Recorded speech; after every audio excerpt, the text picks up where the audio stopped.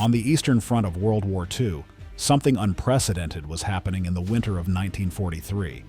A young Soviet woman lay concealed in a snow-covered trench, her rifle trained on a distant target. She had been waiting for hours in freezing temperatures, barely moving, barely breathing. When her moment came, she would take her shot.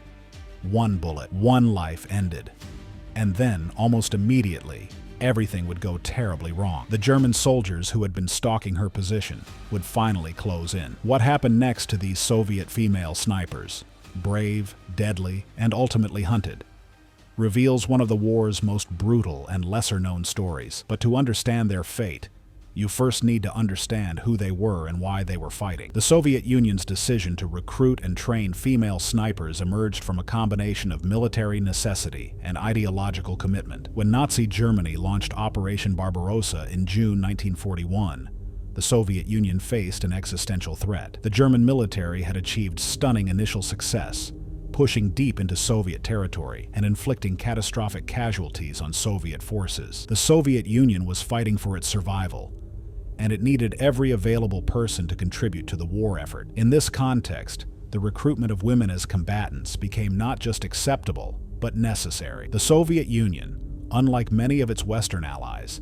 had ideological reasons for embracing female military participation beyond mere necessity. The Bolshevik Revolution had promised equality between men and women. While this promise had often been honored more in rhetoric than in reality, it at least created an ideological framework that was more accepting of female participation in military service than existed in many other nations. There was less cultural and ideological resistance to the idea of women serving as soldiers in the Soviet Union compared to Germany, Britain, or the United States. The Soviet military began recruiting women into the armed forces in 1941. Most of these women served in auxiliary roles: nurses, logistics personnel, communication specialists. However, some women were selected for combat roles, including as snipers. The sniper program became one of the most significant ways that women participated directly in combat operations. By 1943, the Soviet military had established formal training programs for female snipers. These programs were located primarily at facilities near Moscow and were staffed by experienced male instructors who taught the women the techniques of sniper warfare. The initial recruitment of female snipers drew from multiple backgrounds. Some were experienced hunters who brought practical marksmanship skills to their training. Others were athletes or members of sporting clubs who had experience with firearms. Still others came from urban backgrounds with no prior shooting experience, but were selected because they demonstrated aptitude during evaluation processes. What unified them was their willingness to serve in combat roles and their ability to successfully complete the intensive training program. The training program was rigorous and demanding. Female recruits learned marksmanship, camouflage techniques, stalking methods, survival skills, and all the specialized knowledge required of a sniper. They learned to read terrain, to calculate wind and distance, to move silently, to remain motionless for extended periods, and to make the critical judgment about when to take a shot. They learned the psychological aspects of sniper warfare, the patience required to wait for the perfect opportunity, the emotional toll of killing from a distance, the discipline needed to remain focused under stress. They were trained not just to shoot accurately, but to think and act like snipers. By 1942 and 1943, significant numbers of female snipers had completed their training and were being deployed to the front lines. The exact numbers varied over time, but historical records suggest that several hundred female snipers saw active combat service during the war. They were organized into mixed units with male snipers, or in some cases, into all-female sniper groups. These women were among the most deadly combatants on the Eastern Front, responsible for killing thousands of enemy soldiers during their service. One of the most famous was Rosa Shenina, who recorded 59 confirmed kills before being killed in action. Another was Ludmilla Pavlichenko, who became internationally famous as one of the war's most accomplished snipers with 309 confirmed kills, though recent historians debate whether this number is accurate or reflects Soviet propaganda. The presence of female snipers had profound psychological effects on both sides of the conflict. For the Soviet forces, They represented proof that their women were willing to fight for their homeland. Soviet propaganda celebrated female snipers as heroes and symbols of Soviet strength. For the German forces, the presence of female combatants was often shocking and psychologically disturbing. German soldiers were trained to expect to face male combatants, not women. The sight of dead female snipers sometimes seemed to demoralize German troops more than equivalent casualties of male soldiers. German propaganda, for its part, demonized Soviet female snipers, claiming they were bloodthirsty and unnaturally brutal. To understand what happened to Soviet female snipers, you need to understand the nature of sniper warfare on the Eastern Front. Sniper warfare in this conflict was fundamentally different from sniper warfare as it would be understood in later conflicts or in the Western theater of World War II. On the Eastern Front, snipers operated in conditions of extreme cold, often in landscapes of unrelenting devastation. Temperatures could drop to minus 30 degrees Celsius, or colder during winter months. Snow covered everything, both providing concealment opportunities and creating exposure risks. The landscape was often barren, with few structures or natural features to provide protection. Snipers on the Eastern Front typically worked in pairs or small teams. One sniper would be the primary shooter, while another would act as spotter, observing the target area and providing guidance on wind, distance, and target identification. This pair would operate in a very confined space, often in a trench or shell crater, sometimes in abandoned buildings or natural depressions in the terrain. They would establish a position and remain there, sometimes for hours or even days, waiting for targets of opportunity. The rifles used by Soviet snipers were modified versions of the Mosin Nagant rifle, equipped with telescopic sights. These rifles were accurate and reliable, but firing a shot revealed the sniper's position through the sound of the shot, the recoil, and often the dust or snow displaced by the gunfire. After taking a shot, a sniper typically had only seconds before the position became untenable. German forces would immediately begin counter-sniper operations, attempting to locate and eliminate the sniper who had just fired. This created a deadly game of mutual hunting. Soviet snipers attempted to identify German targets and take them under fire. German forces, once they had detected Soviet snipers, would organize systematic operations to eliminate them. German counter-snipers would attempt to locate Soviet snipers by observing the terrain for movement or by using bait, exposing targets to draw the Soviet sniper into revealing their position. German artillery would shell positions where snipers were suspected to be located. German assault teams would advance to clear specific areas, attempting to force snipers to either retreat or engage in close-quarters combat. The psychological aspects of sniper warfare were particularly intense on the Eastern Front. Snipers lived with constant tension, knowing that exposure could result in death. They worked in extreme discomfort, unable to move, unable to eat or drink except during brief opportunities, often suffering from cold and frostbite. The act of killing from a distance, while apparently less psychologically demanding than close-quarters combat, carried its own emotional burden. Snipers developed a sense of personal contest with the counter-snipers hunting them. Some snipers became famous in their units, with other soldiers knowing their names, and sometimes attributing specific confirmed kills to them. For female snipers, these challenges were compounded by additional factors. The extreme cold was particularly harsh for women who were often smaller than their male counterparts, with less body mass to generate heat. The psychological stress of being a female soldier in a heavily male-dominated combat environment, combined with the isolation and tension of sniper warfare, created unique pressures. Additionally, female snipers faced propaganda and psychological warfare directed specifically at them. German broadcasts would taunt Soviet female snipers, suggesting that they were unnatural abominations, claiming that German soldiers had special orders regarding their capture. Among the hundreds of Soviet female snipers who served during the war, several became particularly renowned for their accomplishments and their subsequent fates. Understanding their individual stories provides insight into the broader experience of female snipers and the dangers they faced. Rosa Shenina was born in 1923 in a small village in the Arkhangelsk region of northern Russia. She came from a rural background and had some hunting experience.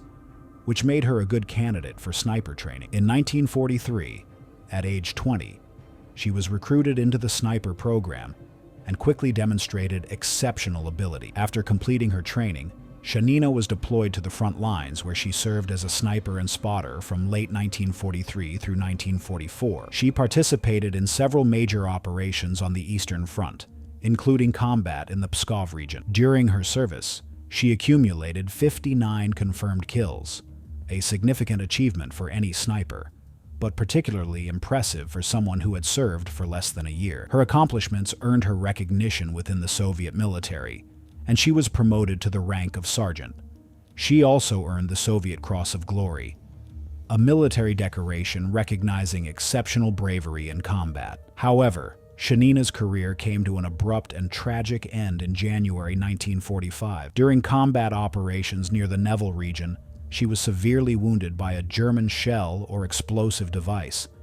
She was evacuated to a medical facility, but her injuries were too severe. She died on January 16, 1945, at age 21. Her death occurred just months before the end of the war in Europe. She never lived to see the victory that Soviet forces would achieve just a few months later. Like many Soviet soldiers, both male and female, she gave her life in the final push toward defeating Nazi Germany. Ludmilla Pavlichenko presents a more complicated historical case. Pavlichenko was born in 1916 in Ukraine and came from an urban background. She studied history and worked as a school teacher before the war. When the war began, she volunteered for military service and was accepted into the sniper training program. Pavlichenko was deployed to the front in 1941 and served as a sniper for several years during the early phases of the war. She claimed to have accumulated 309 confirmed kills, which would have made her one of the most successful snipers of the entire war. Male or female Pavlichenko became famous internationally during the war,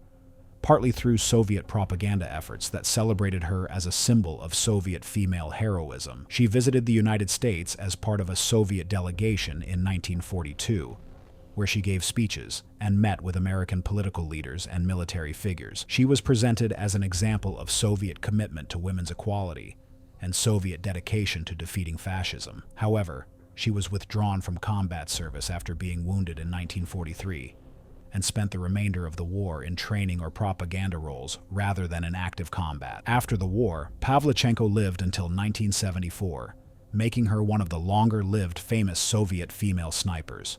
However, her later life was not celebrated in the Soviet Union. She faced social ostracization and psychological difficulties adjusting to civilian life. Soviet society, despite its ideological commitment to gender equality, did not always warmly receive female combat veterans.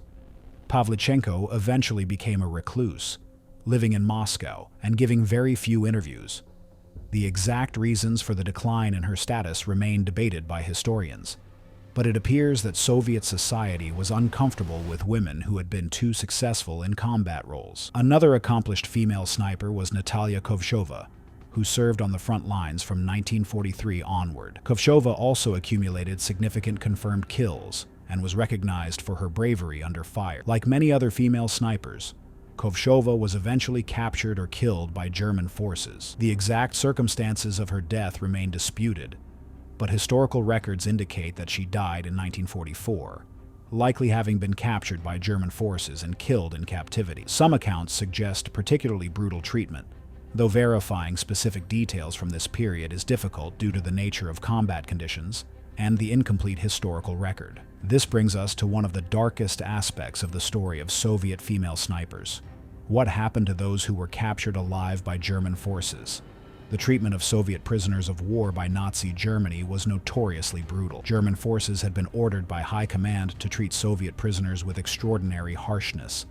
Soviet prisoners were often starved, worked to death, or killed summarily. The mortality rate among Soviet prisoners was extraordinarily high, far higher than among prisoners of other nationalities. Female snipers presented a particular problem for German forces because they combined several factors that made them especially threatening and particularly resented by the Germans. They were combatants, which meant they were technically entitled to treatment as prisoners of war under the Geneva Convention. However, they were also women, which created psychological and ideological complications for German officers and soldiers. Some German units treated female prisoners more harshly than male prisoners, viewing them as particularly transgressive for having dared to engage in combat. Other German units treated them somewhat better, but this varied widely depending on circumstances and individual commanders.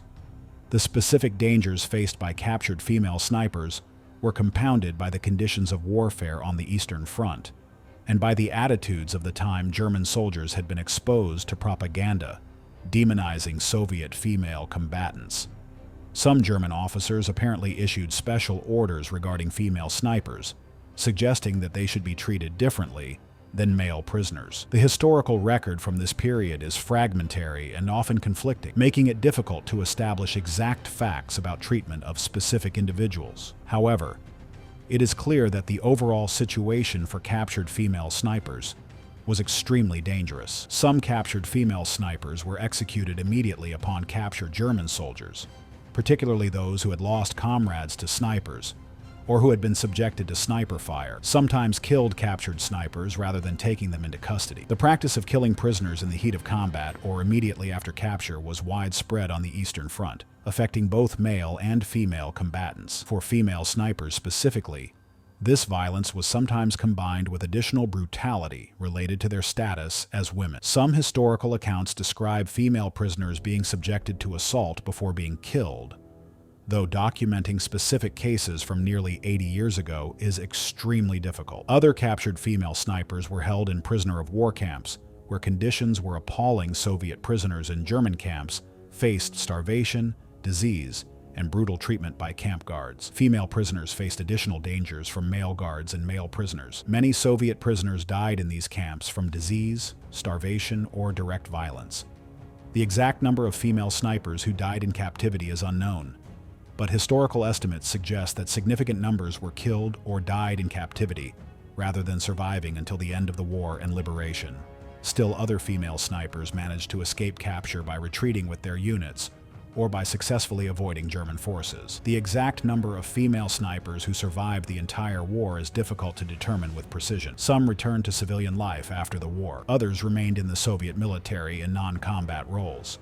However, many of those who survived faced significant challenges in the post-war Soviet Union, as discussed below. Despite the dangers they faced, Soviet female snipers had a significant military impact during the war. Collectively, they were responsible for killing thousands of enemy soldiers. Individual female snipers sometimes became legendary within their units for their ability to identify and eliminate targets, sometimes at extreme distances.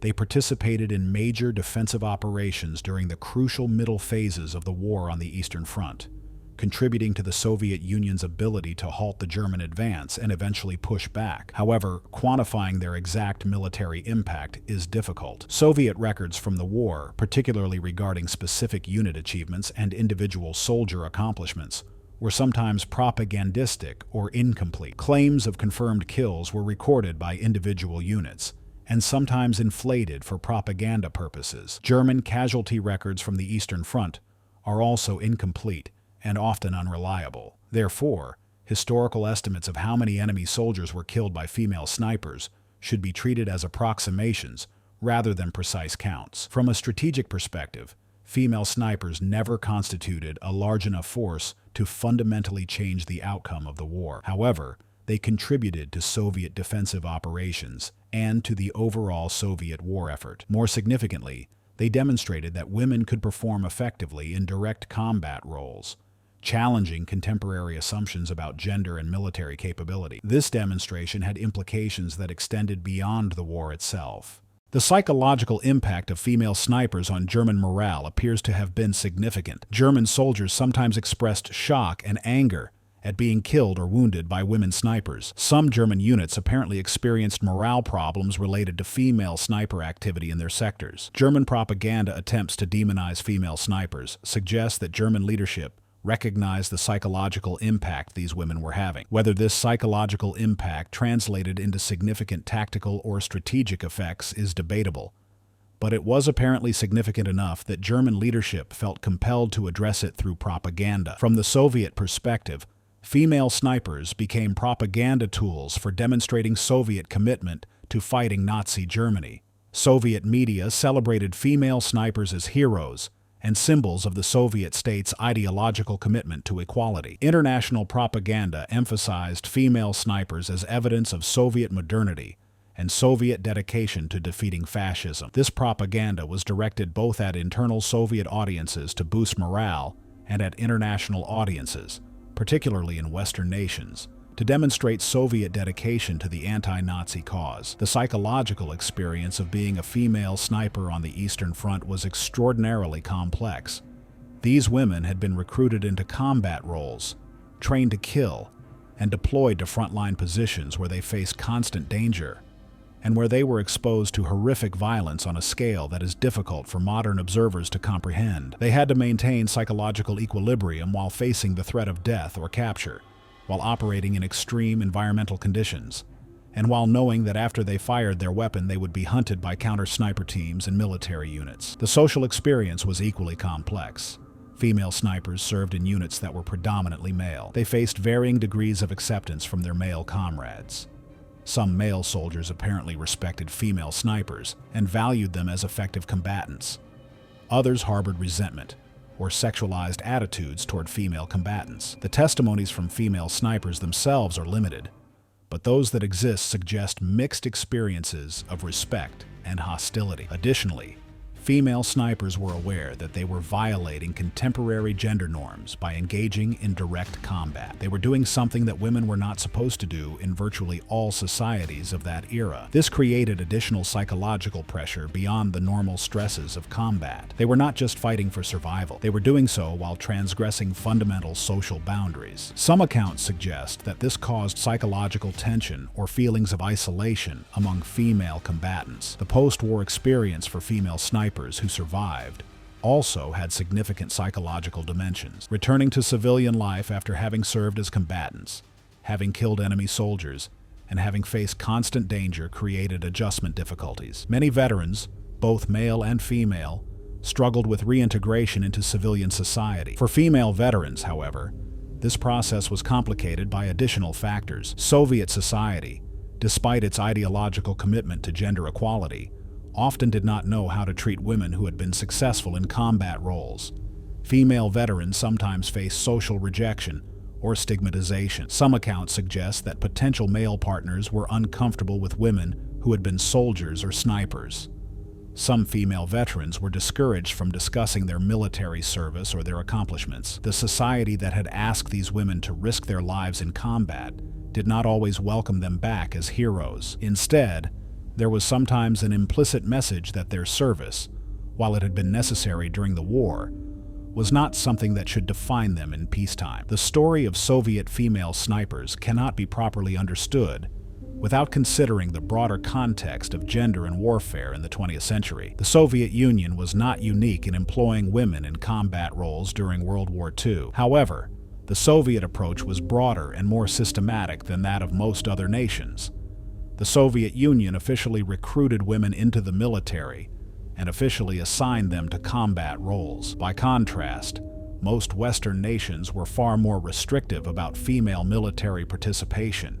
The United States had women in the military during World War II, but they served in auxiliary roles as nurses, communication specialists, and logistics personnel. Direct combat roles were not officially available to American women. Britain similarly had women in auxiliary military roles, but not in direct combat positions. Germany did not formally recruit women into combat roles, though there were some limited exceptions near the end of the war as the military situation became desperate. The Soviet approach reflected both practical necessity and ideological commitment. The Soviet Union needed to mobilize all available human resources to fight Nazi Germany. Practically, this meant recruiting women into military service. Ideologically, the Soviet Union claimed to be committed to gender equality and could point to female military service as evidence of this commitment. This combination of practical necessity and ideological justification created space for women to serve in combat roles in the Soviet military that did not exist in other nations. However, the ideological commitment to gender equality was often more rhetorical than real. Soviet female snipers were celebrated during the war as symbols of Soviet equality and Soviet dedication to defeating fascism. However, This celebration often had propagandistic dimensions. The actual lives of female snipers, the dangers they faced, the difficult psychological experiences they endured, the challenging post-war reintegration did not always receive appropriate recognition or support. The question of whether female snipers were militarily effective compared to male snipers is difficult to definitively answer due to the fragmentary nature of historical records. However, contemporary accounts suggest that female snipers were considered at least as effective as male snipers in terms of marksmanship and target acquisition. Whether there were differences in other dimensions of sniper warfare, such as psychological tolerance for sustained combat stress, is more debatable and less well documented. As the war progressed and the Soviet military situation improved from desperate to increasingly favorable, the Soviet military's approach to female combatants began to shift. By 1944 and into 1945, female snipers began to be withdrawn from frontline combat positions. Some were reassigned to training roles.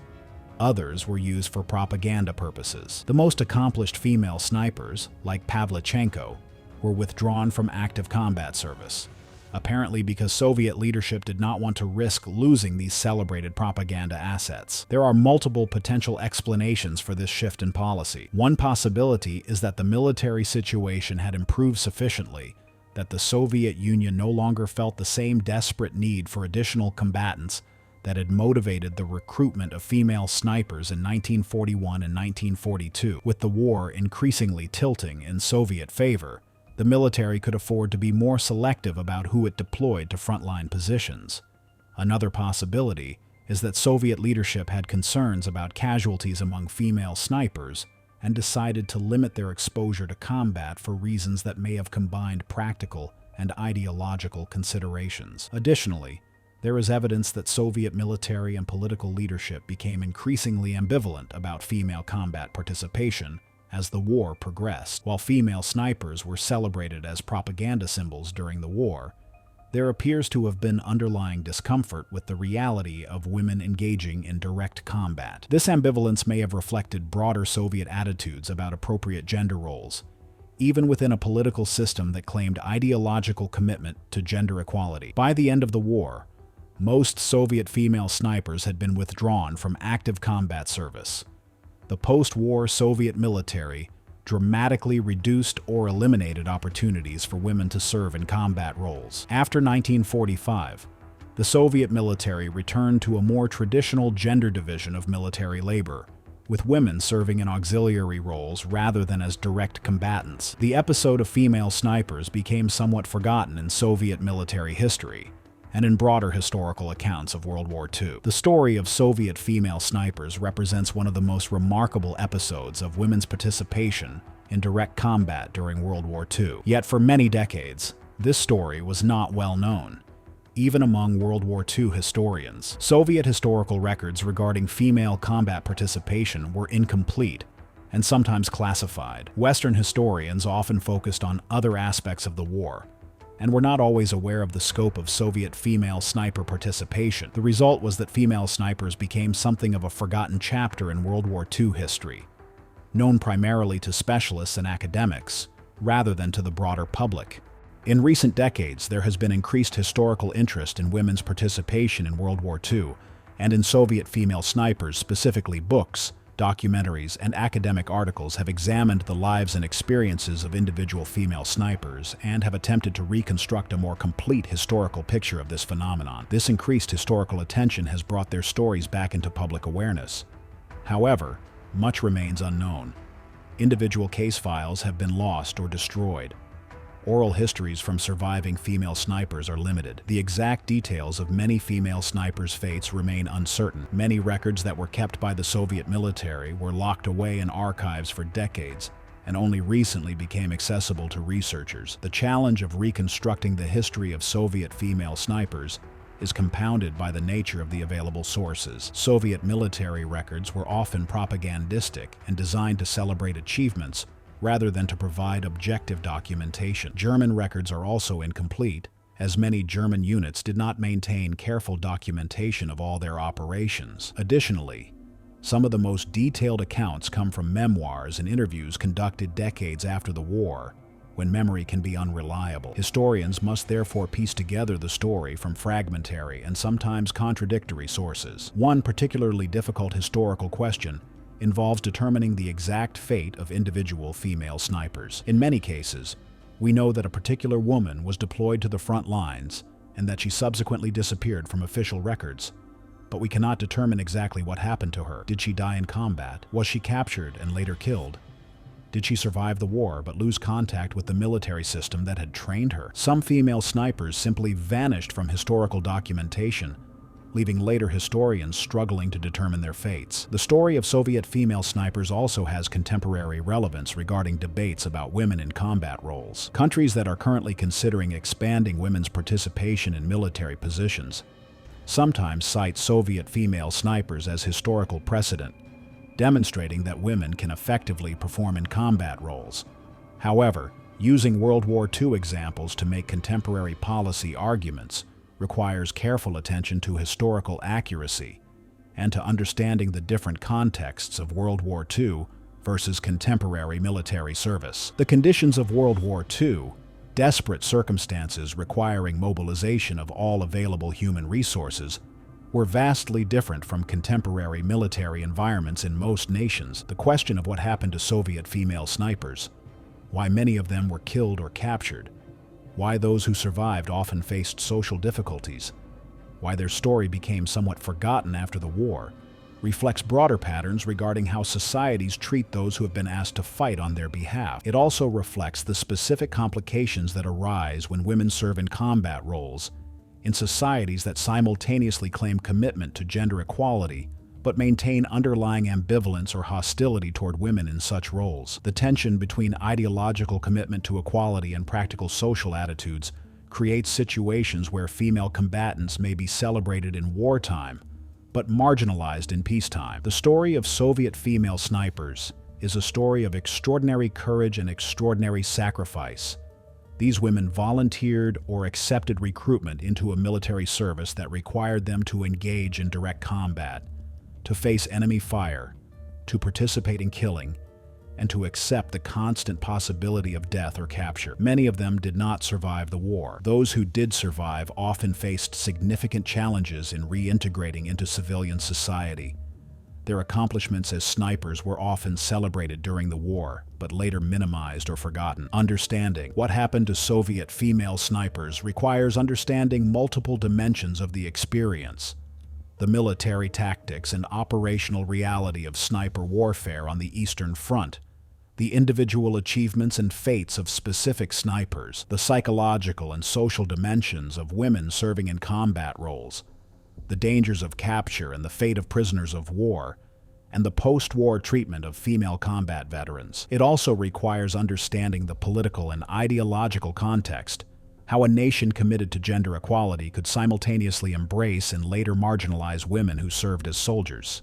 The fate of Soviet female snipers was not ultimately determined by a single event or decision, but by a complex set of circumstances: the exigencies of total war, the attitudes of the time regarding gender and warfare, the brutal reality of combat on the Eastern Front, the decisions of military and political leadership regarding the continuation or discontinuation of female sniper programs, and the social attitudes toward female veterans in the post-war period. What is clear is that these women made significant contributions to the Soviet war effort, that many of them died or were severely wounded in that service, and that their story deserves to be remembered and properly understood. The bloody end, referenced in the title of this video, refers not to a single catastrophic event or massacre, but to the many individual endings: deaths in combat, deaths from wounds sustained in combat, deaths in captivity, or the psychological deaths that accompanied some female veterans' struggles to reintegrate into civilian society. It is a story of individual courage and sacrifice during one of history's most devastating conflicts. If you enjoyed this video, please like and subscribe to our channel so you never miss out on more history documentaries.